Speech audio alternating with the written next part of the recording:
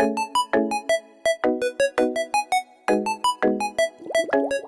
everyone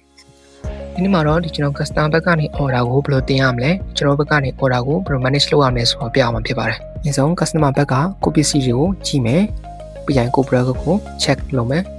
။ပြီးရင် color အလိုက် add to cart လုပ်လိုက်မယ်။ customer ကဒီလို add to cart လုပ်ပြီးဆိုရင် checkout ကိုတွားပါမယ်။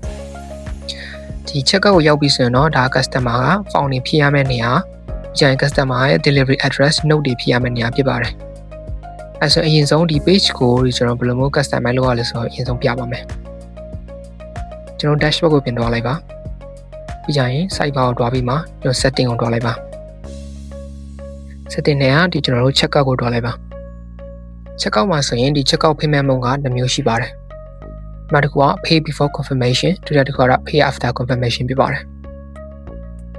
pay before confirmation ကဒီကျွန်တော်ဘက်က confirmation မပေးခင် customer ဘက်ကငွေပေးချလို့ရမယ် pay after confirmation ကတော့ customer ဘက်ကဒီကျွန်တော်တို့ confirm လုပ်ပြီးမှငွေပေးချလို့ရမှာဖြစ်ပါတယ် pay after confirmation ကိုတော့ဒီကျွန်တော်တို့နေရာအလိုက် data အလိုက် transportation fee ကွဲပြားတာသို့မဟုတ် product အလိုက်ဒီဈေးနှုန်းကွဲပြားတဲ့အချိန်မှာဒီကျွန်တော်တို့ confirm လုပ်ပြီးမှဒီ customer ကိုငွေတောင်းတဲ့အချိန်မှာတုံးတာဖြစ်ပါတယ် pay before confirmation ကတော့ဒီအဲ့လိုမျိုးအပြောင်းလဲတိတ်အများမရှိတဲ့အချိန်မှာတုံးပြတာဖြစ်ပါတယ်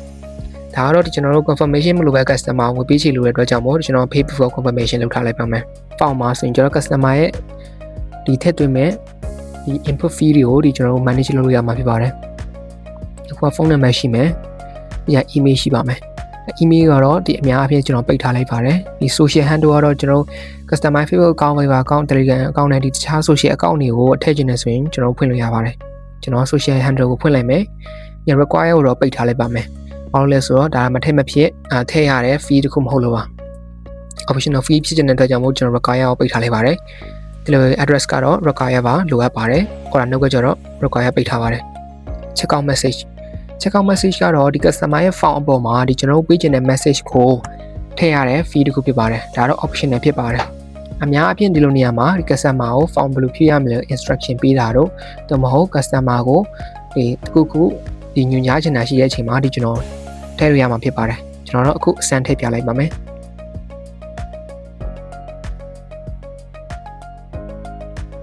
Okay ကျွန်တော်မျိုးဒီကျွန်တော်ဘက်ကနေ edit လုပ်ပြီးဆိုရင်ကျွန်တော်တို့ဒီ checkout page ကိုတစ်ချက်ပြန်သွားကြည့်ပါမယ်အဲဆိုရင်ဒီမှာတော့ဒီကျွန်တော်ထည့်တဲ့ message ကဒီမှာပေါ်မှာဖြစ်ပါတယ်ပြီးရင်ဒါတော့ဒီကျွန်တော်ခုန edit လုပ်လိုက်တော့မယ် customer က name ဖြည့်ရမယ်ဒီ customer ဖုန်းနံပါတ်ဖြည့်ရမယ်ပြီးကြရင် customer ရဲ့ဒီ social account ဖြည့်ရမှာဖြစ်ပါတယ်ကျွန်တော် social account ကိုတော့ Telegram ထားလိုက်ပါမယ်ဒီ Telegram ဒီမှာ user name customer ဖြည့်လို့ရမှာဖြစ်ပါတယ်ပြီး delivery address ပြီး note ကတော့ customer ဘက်ကနေပေးချင်တဲ့ note ဖြစ်ပါတယ်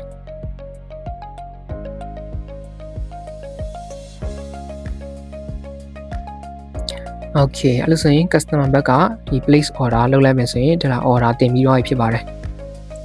အဲ့ဆိုရင် customer ဘက်ကငွေပေးချင်မဲ့နီလန်ဒီကိုဒီကျွန်တော်ဘက်ကနေဘယ်လို manage လုပ်ရလဲအခုပြအောင်မှာဖြစ်ပါတယ်အရင်ဆုံးကျွန်တော် setting ဘက်ကိုပြန်သွားပါပြီးကြရင်ကျွန်တော် payment method ကိုပြန်သွားပါအခုတော့ကျွန်တော် cash on delivery ရဲ့ဒီ KB ရဲ့ဆိုမှနှမျိုးရှိပါတယ်ဒီကျွန်တော်နှစ်ခုလုံးကိုဖြတ်ပြီးမှဘယ်လိုလုပ်ရလဲပြန်ပြပေးပါမယ်Okay အရင်ဆုံးဒီကျွန်တော်က method နှစ်ခုထည့်ပြပါမယ် customer က on delivery payment ရဲ့ပြီးကြရင်ကျွန်တော်ဒီ bank transfer payment ရဲ့နှစ်မျိုးပြမှာဖြစ်ပါတယ်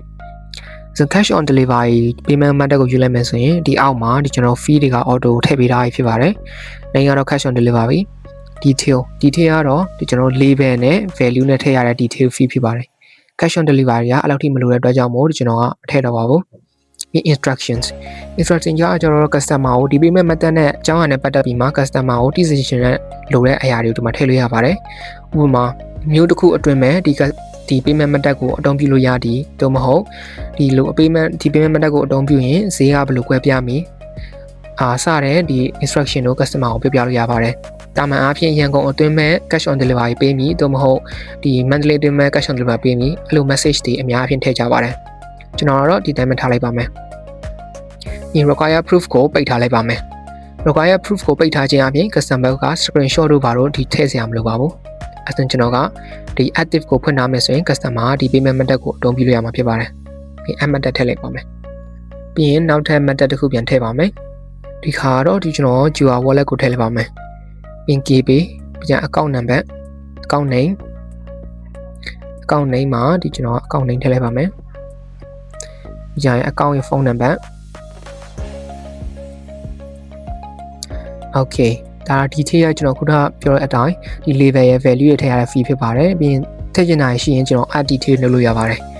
ဒီ QR image ကတော့ဒီ optional ဖြစ်ပါတယ်ဒီ QR code image တင်ထည့်လို့ရပါတယ် instruction ကတော့ဒီ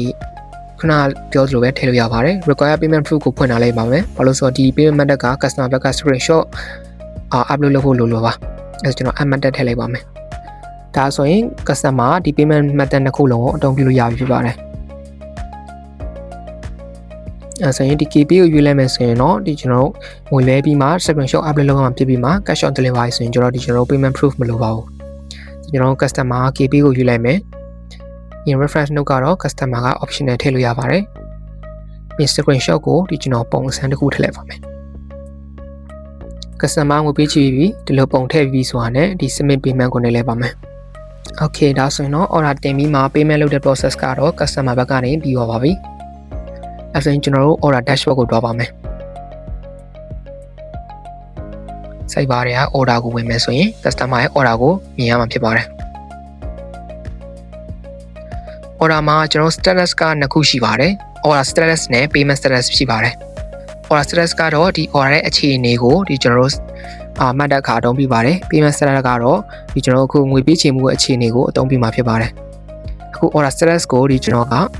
confirm ရှိမယ် ship confirm state ပြီးရင် ship state ရှိမယ်ပြီးရင် complete ရှိမယ်နောက်ပြီးမှ optional နဲ့ cancel ရှိမယ်ကိုတော့ကျွန်တော် confirm လုပ်လိုက်ပါမယ်ပြီးကြရင်ကျွန်တော် payment ကို customer ဘက်က payment ကိုကြည့်မယ်ဒါအဆင်ပြေတယ်ဆိုရင်ကျွန်တော် approve payment နဲ့လဲပါမယ်အဲဆို payment status ကတော့ pay ဖြစ်သွားပြီပြီးကြရင် order ကလည်း confirm ဖြစ်သွားပြီအဲဆို customer ဘက်ကနေတစ်ချက်တော့ကြည့်မယ် okay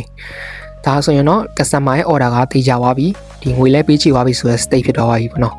အခုကတော့ customer ကို deliver ရောက်တဲ့အထိကိုဘယ်လိုလုပ်ရမလဲပြရမှာဖြစ်ပါတယ်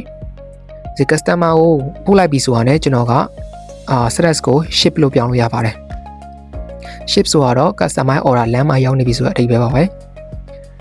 နောက်ပြီး customer order က customer စီရောက်ပြီဆိုတာနဲ့ကျွန်တော် complete လို့ပြောင်းလိုက်ပါမယ်ဒါလို့ complete state ဖြစ်သွားပြီဆိုရင်ဒီကျွန်တော် proof အနေနဲ့ကျွန်တော် delivery proof ထည့်လို့ရပါတယ်အဲဆိုအောက်ဆုံးကိုဆင်းလိုက်မယ်ဆိုရင်ကျွန်တော် proof section ကိုရောက်မှာဖြစ်ပါတယ် proof section ကတော့ဒီ order နဲ့ပတ်သက်တဲ့ဒီတက်တည် image တွေ access တွေအကုန်လုံးကြည့်လို့ရမှာဖြစ်ပါတယ်ဒါတော့ customer နေပို့ခဲ့တဲ့ payment proof ဖြစ်ပါတယ်အဲဆိုရင်ဒီကျွန်တော်ဘက်ကနေ delivery proof ဆိုမှထည့်လို့ရပါတယ်အများအားဖြင့် customer ကိုရောက်ရှိကြောင်းဒီတပ်ပုံတက်တွေကိုထည့်တဲ့အချိန်မှာအသုံးပြုပါတယ်ဒါကျွန်တော်ပုံစံတစ်ခုထည့်လိုက်ပါမယ် type ကိုတော့ delivery ထားလိုက်မယ်ဒီ amount နဲ့ reference ကတော့ optional fee ဖြစ်ပါတယ် okay အဲဆိုရင်ကျွန်တော်တို့ဒီ delivery proof ကိုလဲပို့ပြီးပြီပြီးကြရင်ဒီ status ကိုလည်း ship လို့ complete လို့ပြောင်းလိုက်ပြီဆိုရင် customer ဘက်ကနေတွက်ကြည့်ပါမယ်အဲဆို customer ဘက်မှာမြင်ရမယ့်ဟာကျတော့ order complete ဖြစ်သွားပြီပြီးကြရင်ငွေရလည်း pay ပေးချင်မှုပြီးသွားပြီပြီးရင်ဒါ delivery proof ပေါ့နော်ဒီတို့ကို commission ရောက်ရှိကြောင်းတက်တီကန်ပုံကိုဒီမှာမြင်ရမှာဖြစ်ပါတယ် okay အဲဆိုရင်ဒါတော့အောင်မြင်တဲ့ process order တစ်ခုကိုဘယ်လိုလုပ်ရလဲဆိုတာပြတာဖြစ်ပါတယ်အခုကတော့ customer ရဲ့ refund ကိုဘယ်လိုကျွန်တော်တို့ကင်ပေးရမလဲဆိုတာပြအောင်ဖြစ်ပါတယ်အရင်ဆုံး customer order cancel လုပ်တယ် refund တောင်းနေဆိုရင်ကျွန်တော်တို့ဒီဆုံး order page ကိုပြန်သွားမယ်ပြီးကျရင် order status ကိုတော့ကျွန်တော်တို့အရင်ဆုံး cancel ပြောင်းလိုက်မယ်ဒါပြီးရင်ဒီကျွန်တော်တို့payment status ကိုကျွန်တော် refund လို့ပြောင်းလိုက်မယ်ပြီးရနဲ့ဒီကျွန်တော်တို့ proof ကို refund proof ကိုထည့်ပါမယ် customer ကိုငွေ refund လုပ်ပေးတဲ့ဒီကျွန်တော်တက်တိခံ access ကိုထည့်တဲ့နေရာမှာအသုံးပြုပါတယ်အခုကတော့ကျွန်တော်ပုံအစမ်းတစ်ခုထည့်လိုက်ပါမယ် approve လုပ်နေလိုက်ပါမယ်အဲ customer ဘက်ကအဲ့ order ကိုပြန်သွားကြည့်မယ်အဲဆို order cancel ဖြစ်သွားတယ်ပြီးကြရင် payment status ကလည်း refund ပြီးကြရင် customer ဘက်ကလည်းဒီကျွန်တော်တို့ရဲ့ refund လုပ်လိုက်တဲ့ proof ကိုကြည့်လို့ရမှာဖြစ်ပါတယ်